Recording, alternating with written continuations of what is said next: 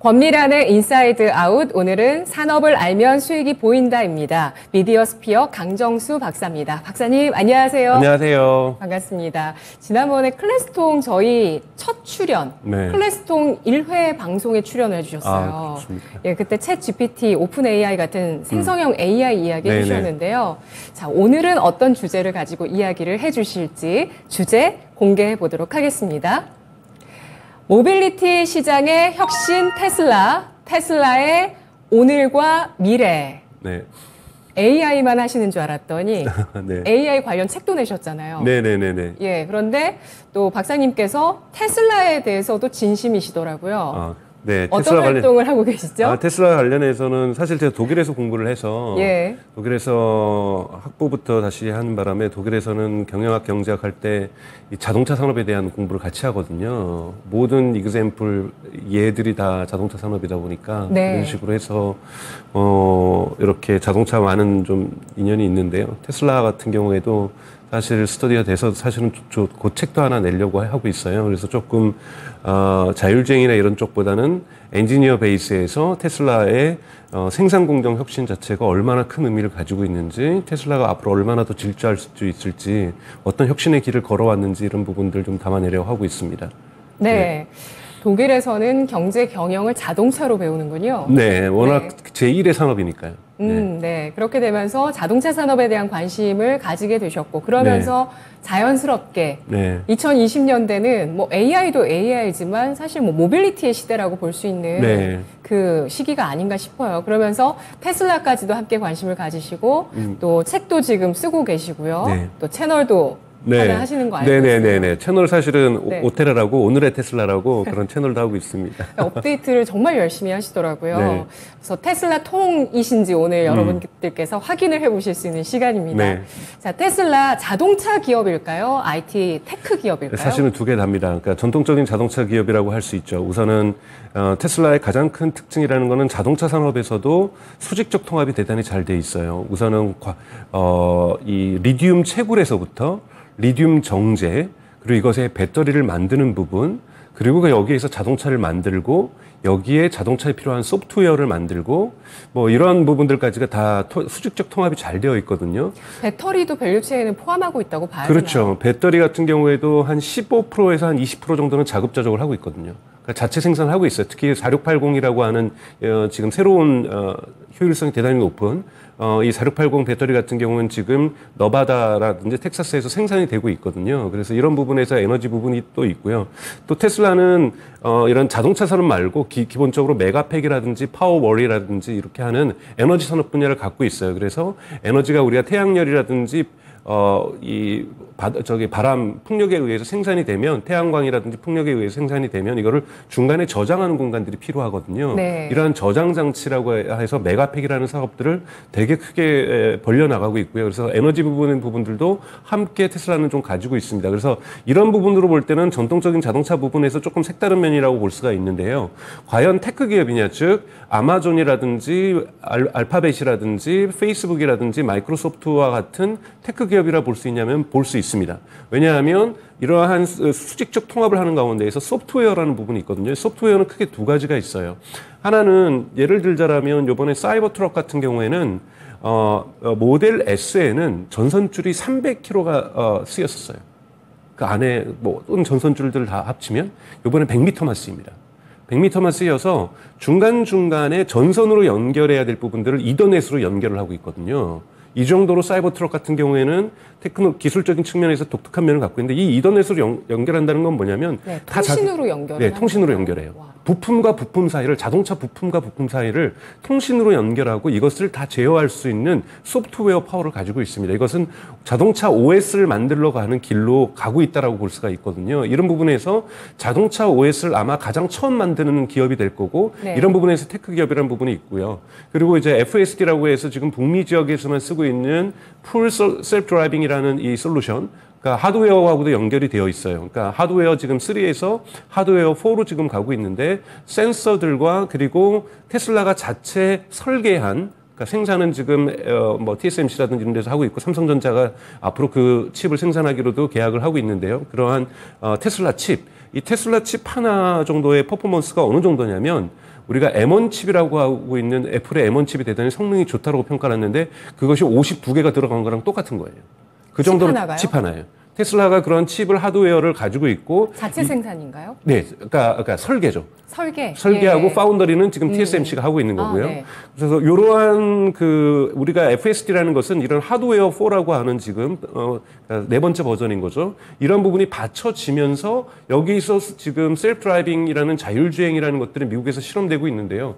사실 웨이모라든지 크루즈라든지 지금 자율주행에서 샌프란시스코나 로스앤젤레스에서 시도하고 있는 기업들도 있습니다만 지금 이 FSD 같은 경우는 약 15만 명 정도가 지금 가입을 한 상태에서 매일매일 그들이 운전하고 있는 데이터들을 테슬라에게 본사에 보내고 본사에서는 이 데이터를 평가하고 이 데이터에서 피드백을 받아가지고 계속해서 이 버전을 업데이트하는. 그래서 지금 현재는 FSD 11 베타를 쓰고 있는데 올해 말 정도에는 12 베타로 지금 업그레이드 될 거라고 보고 있어요. 그래서 12나 13 정도 가면 레벨 3의 자율주행이 가능하지 않을까라고 지금 전문가들은 예측을 하고 있는데요. 그래서 이러한 부분에서 소프트웨어 파워를 가지고 있는 것, 즉 소프트웨어 파워는 두 가지, 즉 자동차 OS를 만들 수 있는 실력에 근접하고 있다는 것, 그리고 자율주행의 능력들을 갖고 있다는 부분에서 테크 파워가 있는 거죠. 왜냐하면은 이러한 기술 기업일 경우에는 부가가치가 되게 높거든요. 우리가 자동차 기업에서는 부가가치가 제한되어 있다라면 기술 기업으로서 테슬라를 함께 두 가지로 다 볼 수 있습니다. 그렇습니다. 과거에 우리가 테크 기업들의 흐름을 보면은 그게 순차적으로 다 나왔던 거잖아요. OS를 개발하고 그게 PC 전용의 OS였다가 그렇죠. 스마트폰의 OS였다가 그리고 그걸 바탕으로 해서 여러 가지 뭐 클라우드라든지 이런 앱스토어가 연결되기도 하고요. 그렇죠. 그러한 것들이 이제 엄청난 부가가치와 수익으로 연결이 되는 그러한 과정들을 테크 기업에서 봤고 이제 그게 자동차에서 실현되는 과정들을 테슬라를 통해서 보고 있다는 말씀이신 거잖아요. 그래서 뭐 간단하게 얘기해도 테슬라의 앞으로 주가의 모멘텀은 큰 게 두 개는 있다. 이렇게 봐야 될까요? 그렇죠. 자율주행 물론 그리고 이제 OS. 아니죠. 이제 캐시 우드 같은 사람들 같은 경우에는 우리가 많이 좋아하는 돈나무 언니 같은 경우에는 자율주행에 많은 비중을 두고 있어요. 그래서 2027년 정도 되면 테슬라 주가가 원래 1,500달러로 예상을 하다가 지금 한 2,000달러까지 갈 거라고 지금 예측을 하고 있는 거고요. 저 같은 경우에는 제가 하는 방송 같은 경우라든지 제가 쓰고 있는 책에서 지금 예측하고 있는 것은 한 600달러 정도라고 저는 생각이 드는데요. 자율주행은 조금 기술적으로 성숙을 하더라도 모멘텀이 오긴 오더라도 제도적인 제약이 있습니다. 우선 미국의 도로교통안전국에서 통과를 시켜줘야 되는 거고, 뭐 유럽도 마찬가지고 한국도 마찬가지고 이러한 제도적인 오소리티들 이 기관에서 담당 기관에서 이것을 허가하기까지는 시간이 좀 걸릴 거라고 보고 있어요. 그래서 조금은 모멘텀이 늦게 올 거라고 보고요. 먼저 모멘텀이 올 것은 2024년 말과 2025년 초에 있는 기가 멕시코 공장이 오픈을 하게 돼 있는데요. 멕시코 공장이 오픈을 하게 돼 있으면 거기서 지금 예상되는 것이 차 한 대에 25,000달러 미만의 차량이 나올 거라고 보고 있습니다. 그러니까 즉 저가형 자동차가 나오는 거고 테슬라는 지금 그거를 통해서 2030년까지 연간 생산량 2천만 대를 지금 계획을 하고 있어요. 그런데 만약에 2025년 정도 말 후반기까지 가게 된다라면 아마 연 생산량 한 600만 대까지는 충분히 갈 거라고 보고 있거든요. 600만 대를 간다라는 것은 대단히 높은 거죠. 지금 토요타가 지금 한 900만 대 지금 가고 있고 현대자동차가 지금 600만 대 수준이거든요. 전기차로만 600만 대를 돌파한다라는 거는 대단히 큰 모멘텀이 저는 될 거라고 보고 있기 때문에 우선은 전기차에서 모멘텀이 1차적으로 저가형 차에서 올 것이고 두 번째는 몇 년 후에는 이 관청의 정부기관의 어떠한 통과를 받으면서 자율주행에서 모멘텀이 순차적으로 올 거라고 보고 있습니다. 그리고 또 한 번에 또 다른 모멘텀들은 전문가들이 예측하는 거는 에너지 분야에서 지금 메가팩 산업들이 대단히 이번에 인베스터 데이 때도 일론 머스크가 뭐라고 그랬냐면 에너지 부분의 성장률이 자동차 부분의 성장률을 추월하고 있다고 얘기를 하고 있거든요. 그래서 지금 되게 빠른 속도로 추월하고 있기 때문에 에너지 부분도 있는 거고 또 마지막 모멘텀으로는 로버트, 지금 흔히 말하는 옵티머스 같은 로버트에서도 올 수도 있다. 뭐 이런 부분으로 지금 예측이 되고 있습니다.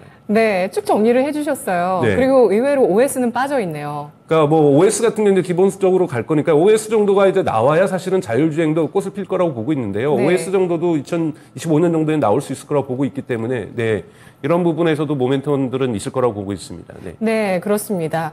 자, 그래서 이 테슬라는 IT 기업인가 자동차 기업인가라고도 설명이 완전하진 않고요. 여기에 ESS 그리고 로봇 휴머노이드 로봇을 지난해 AI 데이 때 공개를 하면서 앞으로 3년에서 5년 사이에 생산해서 판매를 할 거다. 모델 Y의 3분의 1 가격으로 판매를 할 거다. 이런 얘기도 했었고 앞으로 전기차보다 테슬라 휴머노이드 사업이 더 큰 사업이 될 수도 있다. 이런 얘기를 한 적도 있었거든요. 로봇, 여기에 슈퍼컴퓨터까지 갖고 있는 게 테슬라입니다. 도조. 도조라는 슈퍼컴퓨터를 최근 7월 1일부터 만들기 시작했죠. 근데 이 도조가 사실은 FSD 자율주행을 조금 더 현실화시키기 위해서 투여를 하고 있는 거거든요. 그래서 올해 7월부터 지금 짓기 시작해서 슈퍼컴퓨터를 채워나가고 있거든요. 그리고 내년 9월 정도와 10월 정도에 완성이 된다 그래요. 그러면은 40만 개의 H100 GPU, 그러니까 즉 엔비디아에서 지금 가장 좋은 GPU가 H100이죠. 그것에 40만 개를 거기다가 설치한 효과를 가질 거라고 지금 얘기를 하고 있습니다.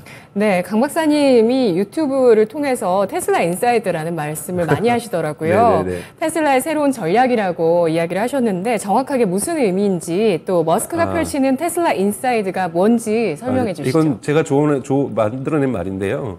우리가 이 노트북이나 데스크탑을 사면은 여기는 붙어 있을지 모르겠지만 애플 인사이드 여기 있네요. 애플 코어라고 해가지고 애플 인사이드라고 해서 애플이 들어있다. 애플이 아니라 인텔 칩이 들어있다 할 때 인텔 인사이드라고 하고 TV 광고에서도 과거에 여러분들 기억나실지 모르지만 컴퓨터 광고 끝나면 인텔 인사이드 이런 말이 있었어요. 그러니까 즉 인텔이 들어가 있다라는 거죠. 그것처럼 테슬라가 자체 개발한 테슬라의 자동차용으로만 쓰기로 했던 것을 다른 전기차에도 들어가게 된다는 거예요. 예를 들자면 지금 충전 시스템이 NACS로 통합되고 있잖아요. 북미 같은 경우에는.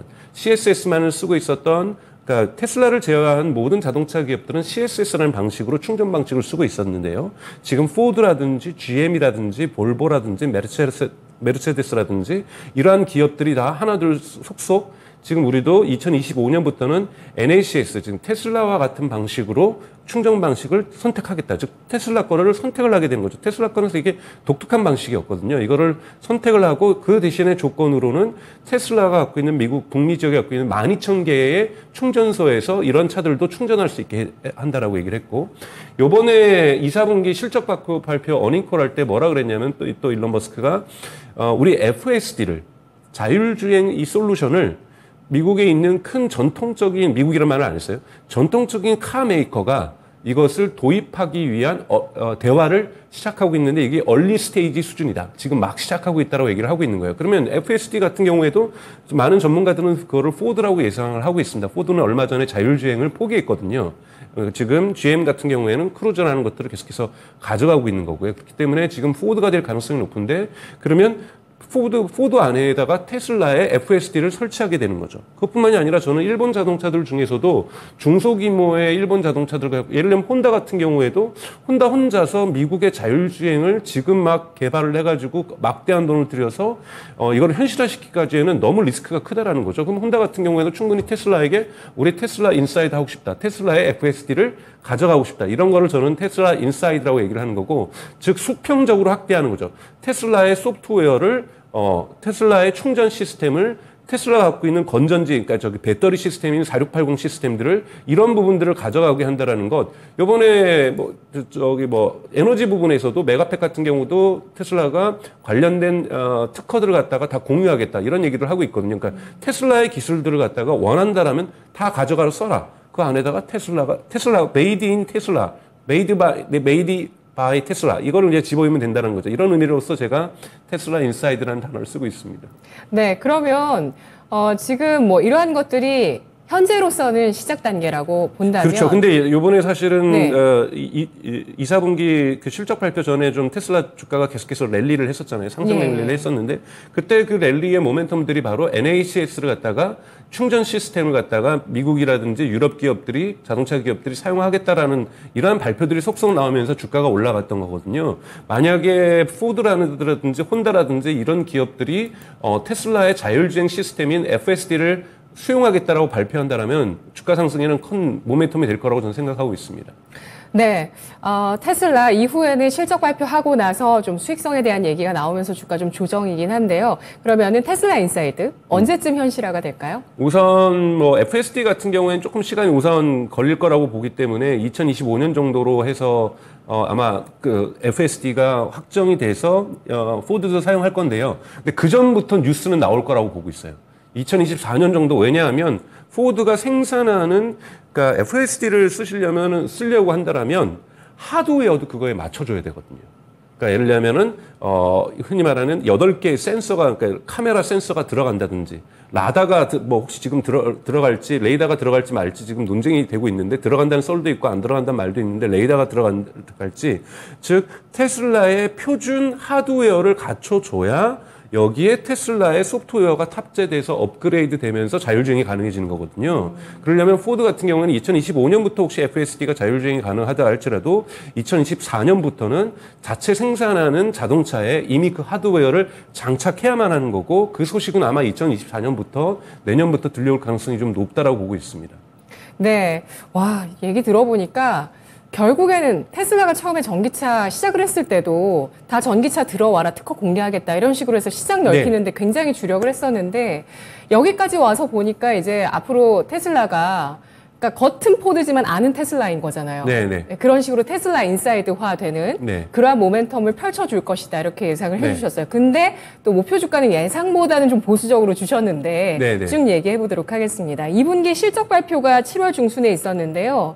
그 결과에 대해서 행간을 어떻게 보셨는지 평가해 주시죠. 그러니까 우선은 지금 미국이나 특히 중국, 유럽도 마찬가지고 지금 불붙고 있는 것은 이제 프라이스 워라고 얘기할 정도로 가격 전쟁이라고 얘기하죠. 지금 예. 거시경제 상황이 좋지 않고 이자율이 계속 상승하다 보니까 특히 미국 같은 경우에는 자동차 구매의 약 90% 이상이 할부금융으로 자동차를 구매하고 있지 않습니까? 그러다 보니까 할부금융의 이자율이 높아진다는 거는 자동차 가격이 상승한다는 거거든요. 그러면 전기차건 내연기관차건 자동차에 대한 소비가 줄어들 수밖에 없기 때문에 테슬라에서는 가격을 낮췄고 지금 포드도 가격을 낮추고 있고 중국 기업들도 가격을 낮추면서 가격 전쟁을 펼치고 있죠. 뭐 예를 들자면 지금 폭스바겐 같은 경우는 ID3 같은 경우에는 ID3라는 전기차가 있는데 그 유럽에서 4만 달러에 넘게 팔려요. 지금 중국에서 15,000달러에 팔게 할인하기 시작하거든요. 이렇게 지금 어마어마한 가격 할인을 하다 보면 여러분 당연하게 매출량은 증가해도 매출 가격이 떨어지게 되면은 전체 곱하기를 하면은 전체 매출은 좀 증가했죠, 이번에. 증가할 수는 있어도 뭐가 떨어지냐면은 수익률이 떨어질 수밖에 없거든요. 네. 그러니까 즉 총 매출 대비 이윤율이라든지 영업 대비 이윤율이라든지 오퍼레이팅 마진이라든지 그로스 마켓 마진이라든지 이런 부분들이 줄어들 수밖에 없는 거고 여기에 지금 투자자들이 실망을 하고 있는 거라고 좀 볼 수 있습니다. 근데 실제로 투자자들이 실망하고 있는 것은 특히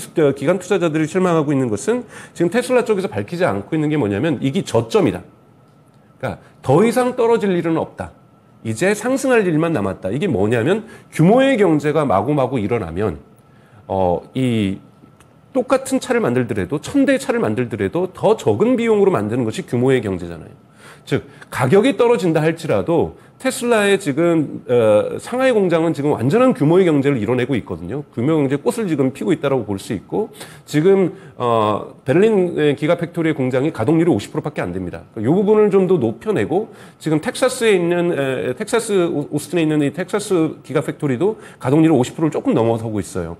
이러한 부분들의 가동률들을 높여내면서 100%로 끌어올리면서 이렇게 된다면 규모의 경제 효과가 더 날 수가 있거든요. 그러면 가격 전쟁을 하더라도 워낙 이 비용이 절감되고 있기 때문에 다시 이 저점을 치고서 이윤율이 상승하겠구나. 자, 다음 분기에는 이윤율이 상승하겠다라는 기대치를 지금 가이던스를 못 주고 있다라는 것. 이 부분이 지금 테슬라의 가격을 떨어뜨리고 있는 겁니다. 특히 지금 8월 14일부터 같은 경우에는 상하이 공장도 휴직에 들어가죠. 업그레이드를 위해서. 즉 새로운 생산 공정을 도입하기 위해서 아마 모델 3 생산을 위해서 모델 3 신모델이 하일랜드죠. 그러니까 신모델을 생산하기 위해서 우선 브레이크에 들어간다고 볼 수도 있고요.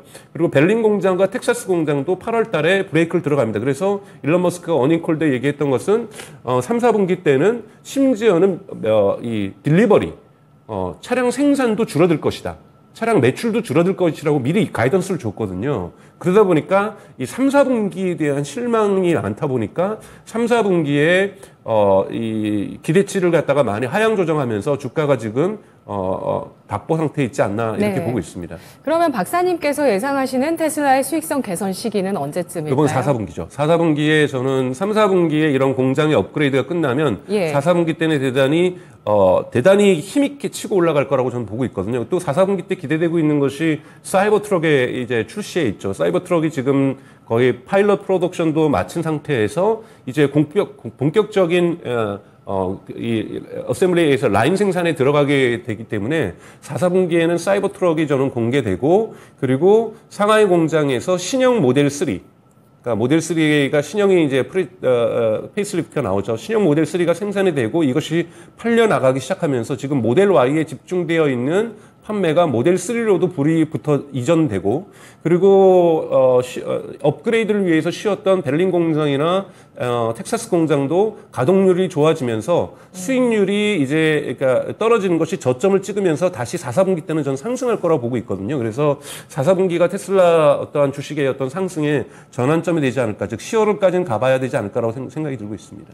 네, 항상 테슬라는 과감한 대응을 하는 것 같아요. 이번에도 연초부터 가격 인하 정책을 펴는 것도 사실 좀 과감하다는 생각이 그렇죠. 들었는데, 네. 그러한 것들이 가능한 것이 박사님께서도 테슬라에 처음 관심을 갖게 되셨던 생산 공정의 혁신, 네. 이게 기반이 됐기 때문이지 네, 않을까라는 생각이 듭니다.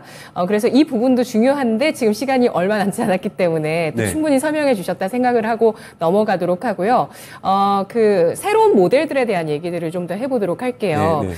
테슬라에서 지금 모델 라인업이 꽤나 오랫동안 리뉴얼되지 않고 4개 정도 모델만 네. 유지가 되고 있거든요. 그런데 반가운 소식이 테슬라의 3세대 전기차 디자인이 거의 최종 단계까지 올 정도로 개발이 진행됐다고 합니다. 네. 언제쯤 공개될까요? 그러니까 지금 어젯밤에도 트위터에서 이제 신형 모델들이 생산될 거라는 트윗들이 나오기 시작했거든요. 근데 예. 그것이 지금 지칭되고 있는 건 상하이 공장인데, 상하이 공장이 2주간의 그러니까 이 휴직에 들어가요.